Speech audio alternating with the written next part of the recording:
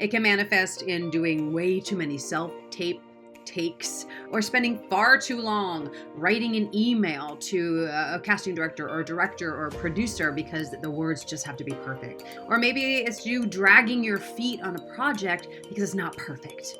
How to get yourself out of it. Because once we're stuck in that perfectionism loop, it can be hard to move past that and through that.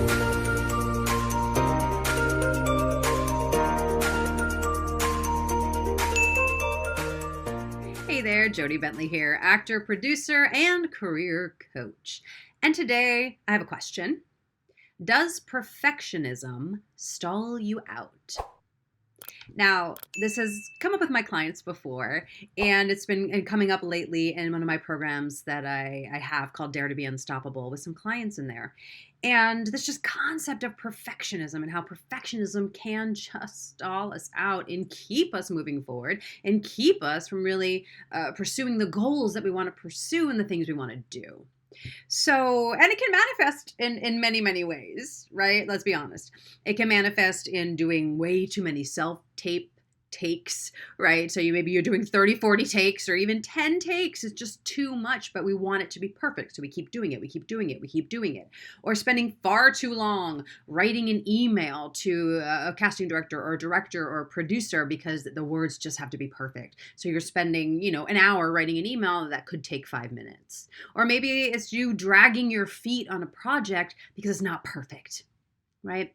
So it can manifest in many, many ways, this concept, this idea of perfectionism. So I really want to share with you 3 steps to dig deeper, 3 steps to understand where that perfectionism comes from and how to shift it, how to get yourself out of it. Because once we're stuck in that perfectionism loop, it can be hard to move past that and through that. But first of all, perfectionism doesn't exist, right? We know this. We know this is true. I always say we are imperfectly perfect, right? So we know perfectionism doesn't exist. But that's a concept. We get it here. But how do we understand that? How do we manifest that in our lives, and how do we get that into our bodies? So number one, I really want you to examine, what is your perfectionism really? What is it? What's underneath it? What's the core of your perfectionism? Is it fear?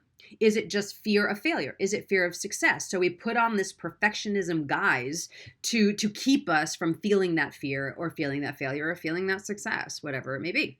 So is it fear? Is it simply procrastination, but we're putting it, again, in this framework of perfectionism? But are we just procrastinating? Are you a people pleaser? So that's what's holding you back. So it has to be perfect. We want to please everybody, right? Or maybe that's you need to be right or appear right or appear put together or appear perfect, right? Maybe it's a vanity or an ego thing. So really, what is the perfectionism for you? What is the root cause of that perfectionism? Because it's different for everybody. So I really invite you to ask yourself, what is it? What really is it that is stalling you out? Number one, we got to know what that is. Number two, I really invite you to set some boundaries. So if you know that you can be plagued by perfectionism, right? Again, the example of doing, 20 self-tape takes.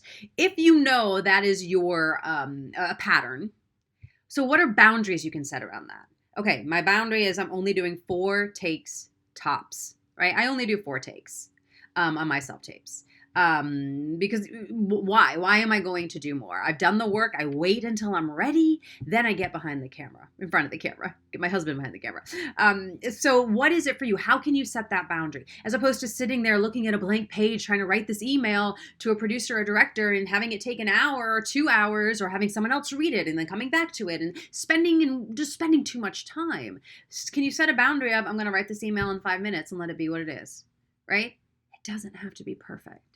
So what are boundaries you can set in your life around things where perfectionism stalls you out, takes too much time, where you get in your head, where you overthink? So what are boundaries that you can set there? And the third thing that I want you to think about is, how can you practice consistency over being perfect?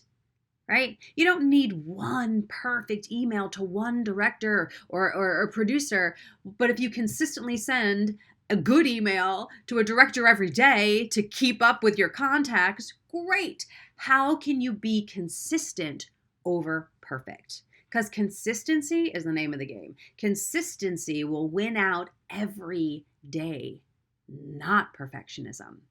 So how can you practice being consistent in your approach in your career and in your career in general versus being perfect?